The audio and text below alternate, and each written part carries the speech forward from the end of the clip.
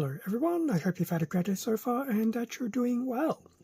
For this video, we'll be doing a little bit of a quote-unquote bonus content in the way of Combat Patrol, which in itself is not bonus content, but this is actually Premium Set 1. So this is actually a additional item to the base Combat Patrol subscription. Long story short, pay a little extra, get some extra kits throughout the duration of the subscription. 4 premium sets in total. This is obviously set number 1. So I thought I would do a quick unboxing for this because there's actually sufficient content to do so, surprisingly enough. So yeah, it is what it is. Now, premium set comes in this fairly general brown box, just with this print of Combat Patrol Premium Set 1 on top of it. And yeah, it's just basically a brown box. But what is inside, however, is far from. So we actually do get a full, decent little magazine worth. And within this particular premium set, there will be the Brutalis Dreadnought and a Hive Tyrant. So it aligns to pretty much the Space Marine and Tyranid combat patrols. And then with that being said, pretty much all the sprues for everything underneath. So what I will do is I will pull out all those sprues because there's pretty much nothing else underneath that other than the relevant sprues and the bases. And then we can have a nice look through this particular magazine. Okay, everything out. So we'll look at the sprues in a minute. But naturally, we'll go through this. As I said, it's pretty much equivalent to an actual issue of Combat Patrol, but it will be very focused on the Brutalis and the Hive Tyrant. So there we have the front of the cover. Premium 01, Collect K. I suspect the other remaining 3 will be Collect K Premium 2, 3, and 4. In terms of what's inside, so it's just basically a little Premium 1 contents. It doesn't really stipulate what exactly is in here, so you can probably guess as to what's going to be in here based on how Combat Patrol is typically done. So, how to build Premium 1. Starting with the Hive Tyrant. So, the Hive Tyrant is going to be clippers and glue. There's definitely glue required now. There is no more snap fit here, so everything is going to have to be glued together. Otherwise, your Hive Tyrant is not going to enjoy life. So the first few steps are going through the Hive Tyrant. It's definitely not too bad. I suspect it's pretty much got a pre-configured loadout. If you want other options, you'll probably need to run around bits boxes and things like that. But overall, with all that done and dusted, you will get a completed Hive Tyrant there. And then how to put the Brutalis Dreadnought together. Once again, probably pre-configured with particular war gear options and weapons. And then through each of these steps until...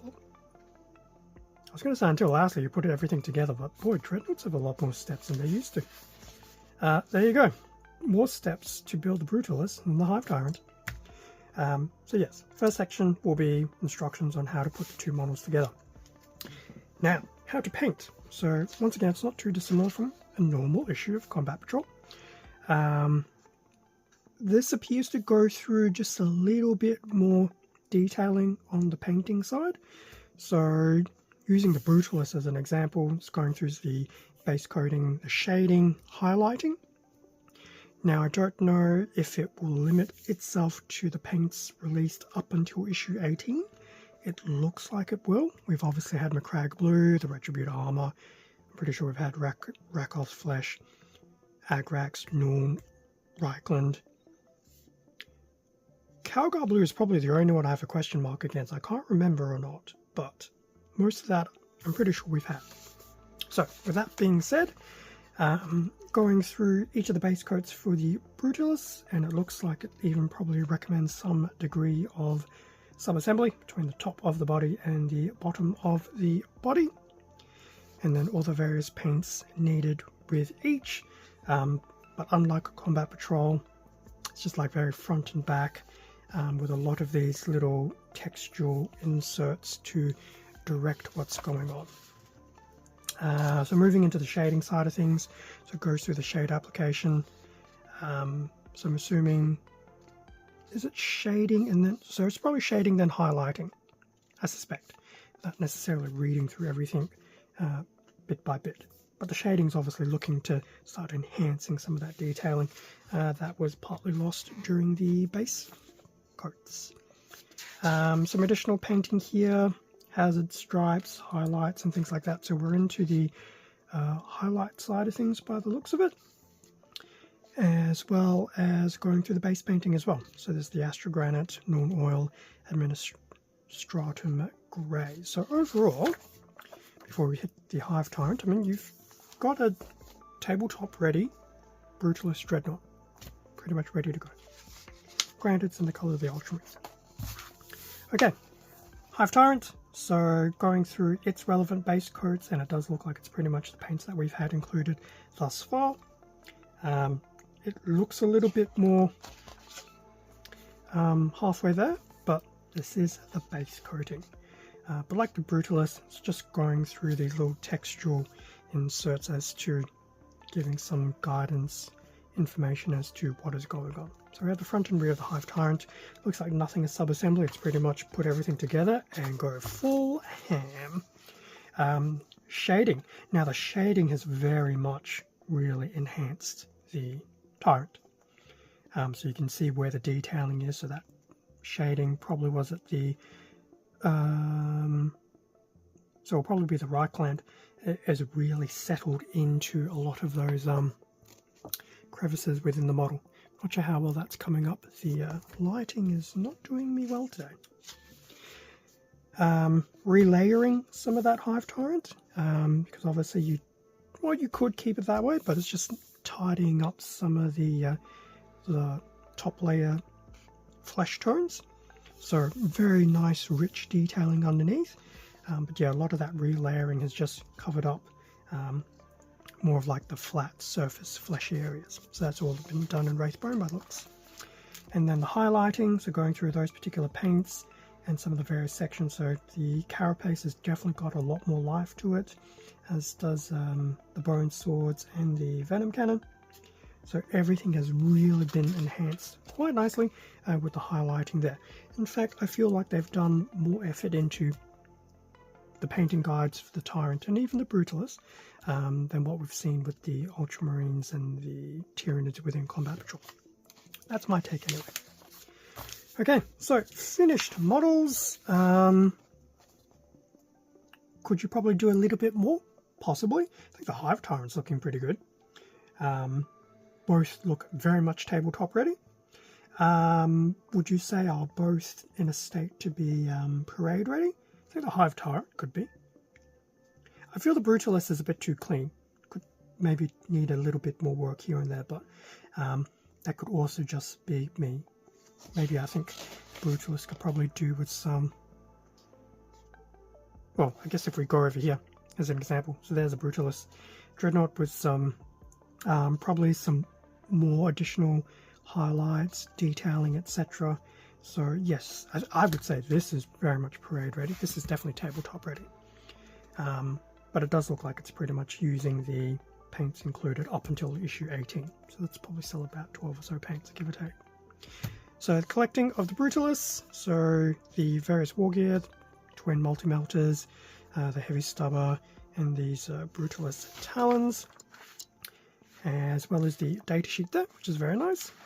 And likewise we'll go through the Hive Tyrant as well. So the Lash Whip, Heavy Venom Cannon, Monstrous Bone Sword, followed by the datasheet as well. And there'll just be this little section up here, like there was for the Brutalis, just to do a bit of a random background generator with a D6. Not going to worry too much about the datasheet. Obviously, we've rolled into 11th edition. Some of this has potentially changed. There is going to be a mission, Forsworn Fury. So we have a little bit of some intro text there, and then pretty much the actual mission, the army lists for both the Marines, Tyranids, battlefield deployment, mission rules, etc. And yes, these army lists will pretty much be everything from Combat Patrol as well as the Brutalis and the Hive Tyrant. So I can only imagine the sheer carnage and amazement such a battle would be. So that is the nice little premium 01 Combat Patrol issue for the Brutalis, Dreadnought and the Hive Tyrant. Now, what else was included? Well, obviously models. So the boring side, we do get the 2 bases for both. I suspect Brutalis, Hive Tyrant. Double check which one goes with which, obviously. In terms of the sprues, so the Brutalis had, well, it has 2 sprues in total. So we've got this particular sprue here, which has a nice array of parts. Gosh, Dreadnoughts have changed. I remember when I did a unboxing for the made-to-order Beyond the Fell-Handed. Boy, Dreadnoughts were a lot different in 2nd edition too. But there you go. So that's one of the 2 sprues, and the other one is pretty much a full A4 sprue. And there's the other components as well. A lot of components there. I mean, even when the Dreadnought became plastic for the first time, there wasn't even this many pieces. Granted, it was smaller, but there you go. So yes, a full Brutalis Dreadnought. And then as for the other runner, pretty much the Hive Tyrant. So that's across 2 sprues. Now, this probably feels a little bit more dated. In fact, do we actually have a date on these? Games Workshop 2011. I was probably still trying to do some 40k back then, maybe. Either way, one of the 2 sprues for the Hive Tyrant. In fact, it looks like we actually do have an array of options here. So I see a lot of these smaller swords, the larger bone sword, sliding talons, the venom cannon. This is probably part of the whip. So it actually looks like a Hive Tyrant will have options. So that's actually very cool. And then lastly, sprue number 2. Did the Hive Tyrant have wings? No. So it actually looks like you can make this into a winged Hive Tyrant. Pretty sure the Hive Tyrant didn't have wings. Did it? No. Consider me flabbergasted in a good way. But yeah, that's the 2nd sprue. So obviously a bit more pieces here and there for the Hive Tyrant, etc. So very much a nice thing. And now I didn't get the pricing, unfortunately. I might have to do that in the next I